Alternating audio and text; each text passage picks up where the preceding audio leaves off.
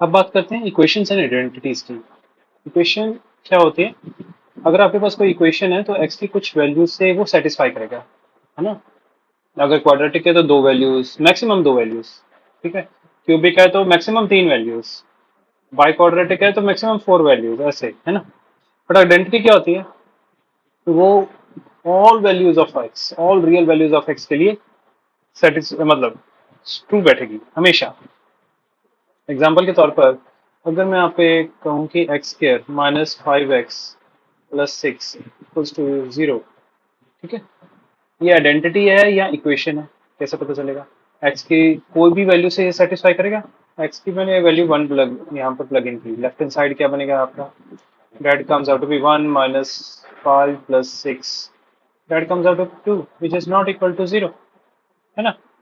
तो x equals to two plug in करता हूँ तो मेरे पास एल एच एस क्या आता है? That is four minus ten plus six, ठीक है, that comes out to be zero. इसी तरह से आप देखोगे x is equal to three भी सेटिस्फाई कर रहा है। X is L H S क्या बनेगा मेरा? That is nine minus fifteen plus six which is also equal to zero. इन दो वैल्यूज को छोड़कर और कोई भी वैल्यूज ऑफ एक्स इसको, इस इक्वेशन को सेटिस्फाई नहीं करेगी। तो ये पर्टिकुलर तुम्हारी आइडेंटिटी नहीं हुई, ये क्या चीज है? That is your equation. अब बात कर लेते हैं आइडेंटिटी की। जैसे एक आइडेंटिटी हमारे पास sine square x plus cos square x equals to one, ठीक है। दुनिया भर की कोई भी वैल्यूज डालो एक्स में, ठीक है, उनका स्क्वायर को अगर आप मतलब sine square plus cos square करोगे वो हमेशा वन ही आने वाला है, ठीक है। तो इसे क्या बोलेंगे हम? This is identity. तो ये फर्क होता है आइडेंटिटी और इक्वेशन में। अब सपोज करो मेरे पास एक इक्वेशन है that is a x square plus b x plus c equals to zero, ठीक है। अब इसको मुझे बनाना है identity, it will become identity, becomes an identity, ठीक है। कब ये आइडेंटिटी बनती है? इफ एंड ओनली इफ इनके जो कॉफिशेंट्स हैं, ठीक है, a equals to zero, b equals to zero, c equals to zero, तब ये आइडेंटिटी बन जाती है, ठीक है। इसको थोड़ा सा एलेबोरेट कर लेते हो एक एग्जांपल के साथ। Find the set of values of k if this given equation is satisfied for all real values of x. मतलब कि ये आइडेंटिटी कब होगी?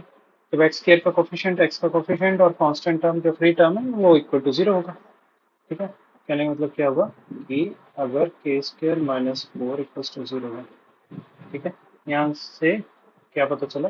के की वैल्यू क्या आ जाएंगी? That is equal to plus minus two. K square minus five k plus six equal to zero. यहाँ पर आप मिडिल टर्म स्प्लिटिंग लगाओगे तो x k minus two times k minus three equals to zero. तो यहाँ पर k की दो वैल्यूज आ जाएंगी, that is k equals to two and three, ठीक है। सिमिलरली लास्ट में मेरे पास है x k square minus three k plus two equals to zero. तो यहाँ पर भी मिडिल टर्म स्प्लिटिंग लग जाएगी, k minus two times k minus one equals to zero, ठीक है। तो के की दो वैल्यूज आ गई, that is equal to one and two. इन तीनों में अगर मैं देखूँ, ठीक है, इन तीनों में कॉमन सोल्यूशन की अगर बात करूँ, कौन के की कौन सी वैल्यू कॉमन आ रही है? That is to.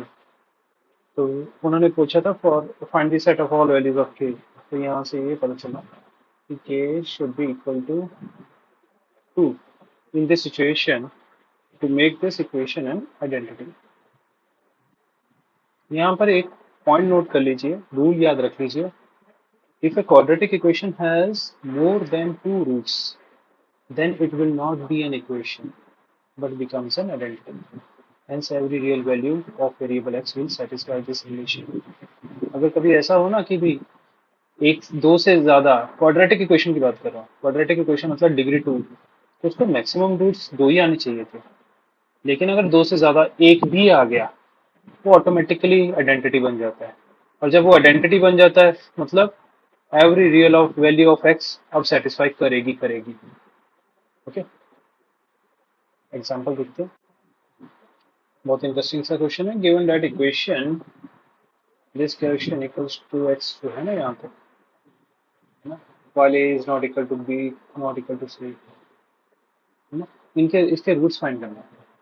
बढ़िया क्वेश्चन है। अभी अगर आप थोड़ा ध्यान से देखो, अगर आप इसमें ए एक्स की जगह ए प्लग इन करते हो तो ये ए बन जाएगा, इधर से ये ए बन जाएगा, ये कैंसिल आउट हो जाएगा इस तरह से, है ना। तो इसको मैं इसको इधर रख देता हूँ, तो जस्ट ए प्लग इन करके दिखाता हूँ। ए प्लग इन किया तो ये क्या बन जाएगा, ए माइनस पी इंटू ए माइनस सी, और डिनोमिनेटर में भी मेरे पास ए माइनस पी इंटू ए माइनस सी है। पर अगर मैं सेकंड टर्म की बात करूँ, यहाँ पर ए माइनस ए जीरो बन रहा है, यहाँ पर ए माइनस ए जीरो बन रहा है, तो प्लस जीरो और एक्स की जगह मैंने लिख दिया ए। तो आप देख पा रहे हो ये कैंसिल आउट हो गया, तो ए इक्वल्स टू ए आ गया। मतलब x is equal to a is one of the roots. इसी तरह से x is equal to b भी वन ऑफ द रूट्स है, और x is equal to c भी ये वन ऑफ द रूट्स आ रहे हैं। अब देखो ये जो इक्वेशन है वो क्या है, अगर मैं highest degree of this equation कहूँ, एक्स इंटू एक्स क्या बनता है, डेट इज एक्स स्क्वायर। तीनों के केसेस में एक्स स्क्वायर बन रहा है ना, और जब ऐड करोगे तो एक्स स्क्वायर ही हाईएस्ट डिग्री रहने वाली है। तो एक क्वाड्रेटिक इक्वेशन की जो रूट्स हैं वो मोर देन कितने आ गए, टू आ गए, है ना। तो अगर मोर देन टू है तो ये हमारी इक्वेशन नहीं रही, ये क्या बन गई, आइडेंटिटी।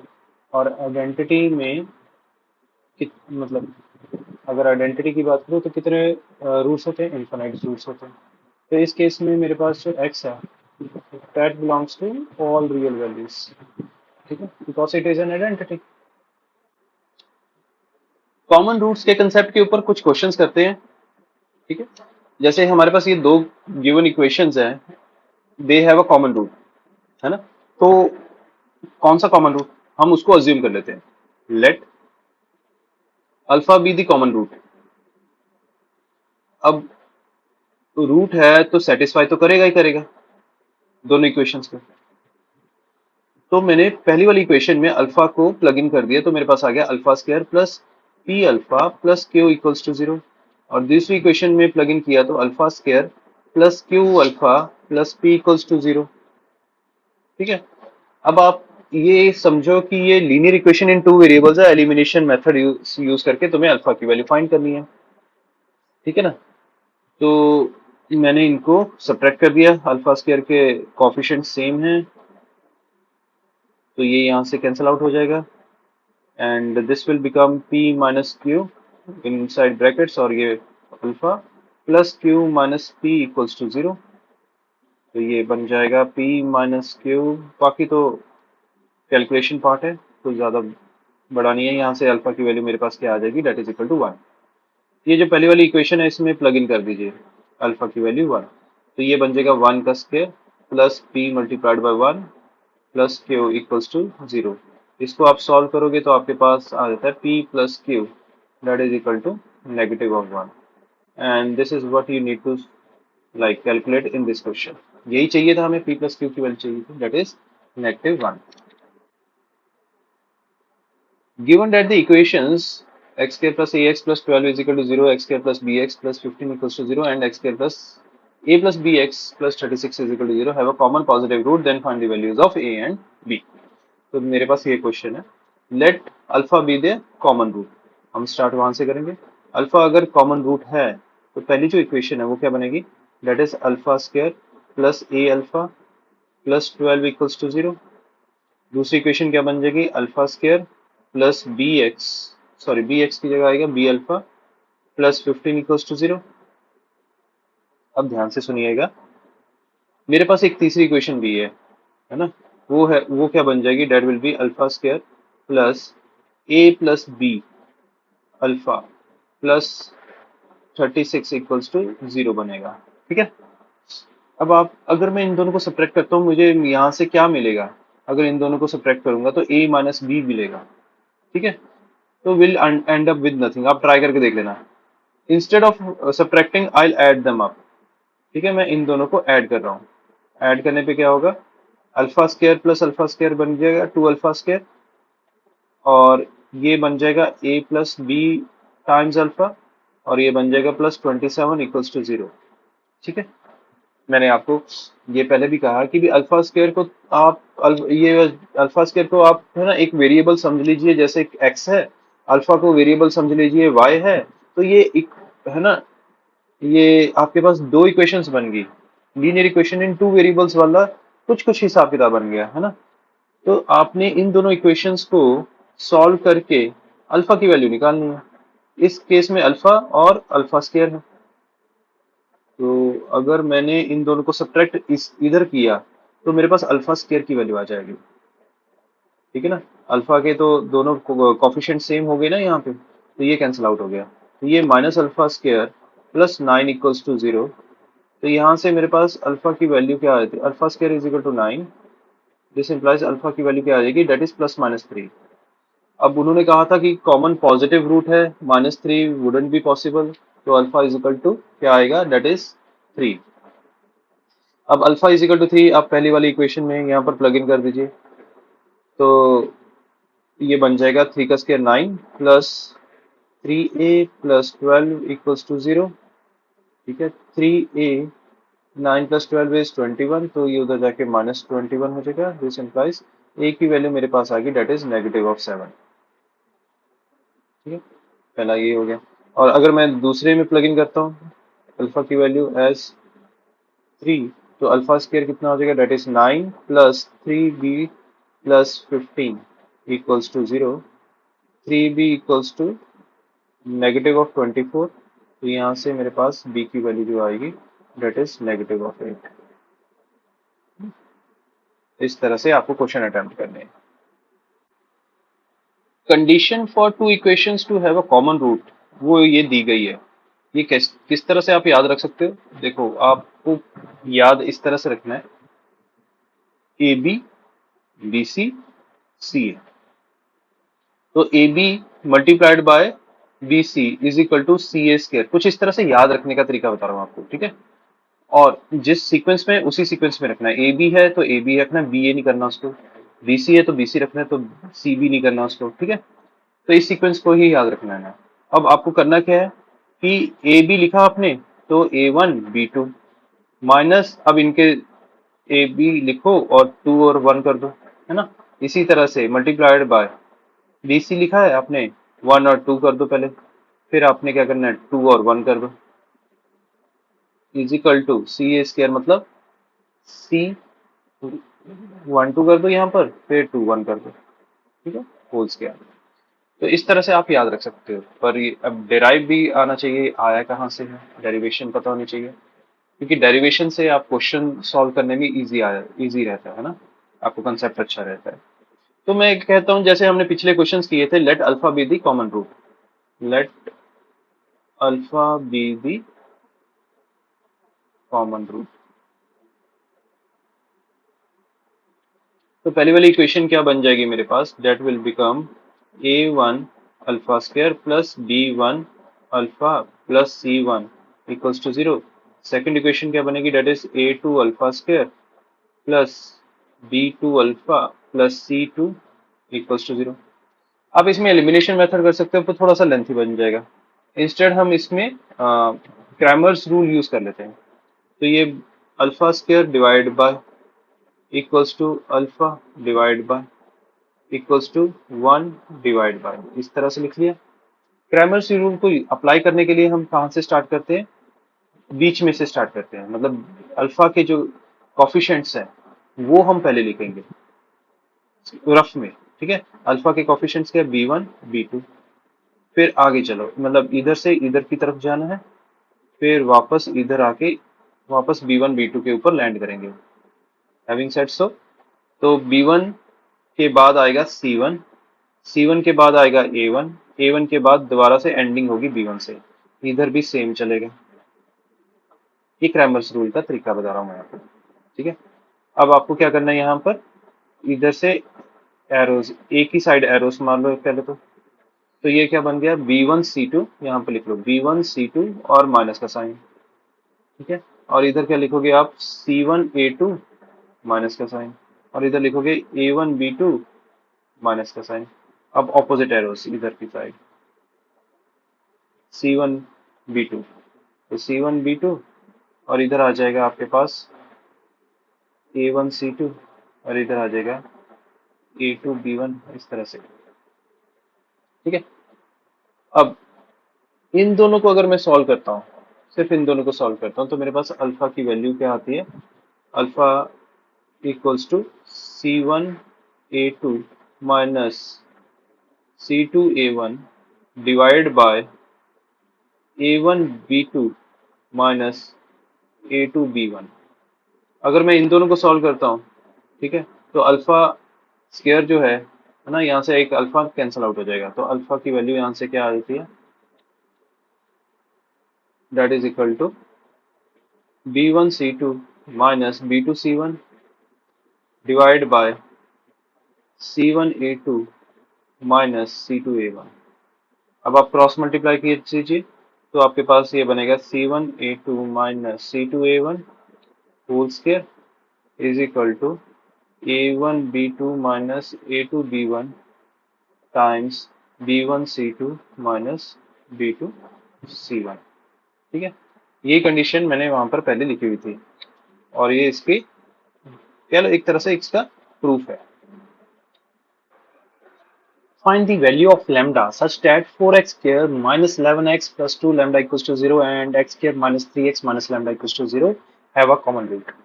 ठीक है, तो हम फॉर्मूला तो सीख चुके हैं, अब फॉर्मूला को अब हम अप्लाई करके देखते हैं। तो यहाँ पर आपको किस तरह से अप्लाई करना है ये मैं बताने वाला हूँ। देखो, आपके पास दो इक्वेशन है। पहली इक्वेशन है 4x square minus 11x plus 2 lambda equals to 0 और दूसरी इक्वेशन है that is x square minus 3x minus lambda equals to 0। ठीक है, तो starting from the centre one, यहाँ से स्टार्ट कर लीजिए। तो इसके जो कॉफिशेंट्स है वो लिख लेने हैं आपने। वो कैसे लिखोगे, माइनस 11 इधर लिख दिया, माइनस 3 इधर लिख दिया। ठीक है, फिर इधर को जाना है। ठीक है, फिर कांस्टेंट टर्म्स लिख लेने, 2 लैम्डा, फिर इधर लिख दिया माइनस लैम्डा, फिर ऐसे करके फिर वापस इधर को आना है। क्या है, एक्स स्क्वायर के कॉफिशिएंट्स दैट इज 4 एंड 1 और वापस जहां से स्टार्ट किया था वहीं पर एंड करना है। तो माइनस 11 एंड माइनस 3। ठीक है, अब आपको इसमें क्या करना है, इसमें आपको इन दोनों को मल्टीप्लाई करना है। ठीक है, याद रखिएगा, इन दोनों को मल्टीप्लाई करना है और इन दोनों को मल्टीप्लाई करना है। ठीक है, और सब्ट्रैक्ट कर देना है। हैविंग सेड सो, किस तरह से करेंगे हम, minus 11 into lambda minus 11 multiplied by minus lambda. ठीक है, फिर ये इसके बाद नेगेटिव माइनस का साइन आएगा, फिर 2 लैम्डा मल्टीप्लाइड बाय माइनस 3। इस तरह से दोनों को सब्ट्रैक्ट कर दिया मैंने। ठीक है, मल्टीप्लाई किससे करना है, ध्यान से देखिएगा। मल्टीप्लाई आपने इससे करना है, 4 into minus 3 multiply minus of minus 11 into 1। ठीक है, ये इसको ब्रैकेट में रखा मैंने और दूसरी ब्रैकेट में मेरे पास क्या आ गया, 4 into minus 3 minus minus 11 into 1। ठीक है, इक्वल्स टू में क्या आएगा, इक्वल्स टू वाला देखने वाला है, थोड़ा सा ध्यान से इसको समझिएगा। 2 लैम्डा इंटू 1 और 4 इंटू माइनस लैम्डा। ओके, तो 2 लैम्डा मल्टीप्लाइड बाय 1, ठीक है, minus 4 multiplied by minus lambda. ठीक है, होल स्क्वायर आ जाएगा इसके ऊपर। तो ये अब आपको सॉल्व करना है, सिंपली आपको इस चीज को, है ना, अलजेब्रा के यूज करना है। ये बन गया 11 लैम्डा और ये बन गया plus 6 lambda, 11 lambda plus 6 lambda और इधर आ गया मेरे पास माइनस 12 एंड प्लस 11। ठीक है, और इधर आ जाएगा मेरे पास that is 2 lambda plus 4 lambda whole square. So that becomes minus 17 lambda is equal to like 6 lambda whole square that is equal to 36 lambda square। ठीक है, एक साइड पे ले जाते हैं इसको, तो ये बन जाएगा 36 lambda square plus 17 lambda equals to 0। Lambda common आ जाएगा, तो 36 लैम्डा प्लस 17 इक्वल्स टू 0। यहाँ से पता चला कि भी लैम्डा की वैल्यू एक तो 0 होगी या फिर लैम्डा की वैल्यू आपके पास आएगी -17/36। ठीक है। तो ये था मेरा पूरा का पूरा क्वेश्चन, और सॉल्व कैसे करना है, अगर कोई कॉमन रूट आए तो इस तरह से सॉल्व कर लेना है। ओके, यहाँ पर एक चीज हम नोट करेंगे, तो इक्वेशन 1, तो हमने इक्वेशन 1 के रूट्स क्या लेने हैं, that will be alpha beta. Equation 2 के रूट्स क्या लेंगे, that will be alpha gamma. And equation 3 के रूट्स क्या लेंगे, that will be alpha, let it be delta. ठीक है। इसी तरह से दूसरा पॉइंट आप ये लिख सकते हो,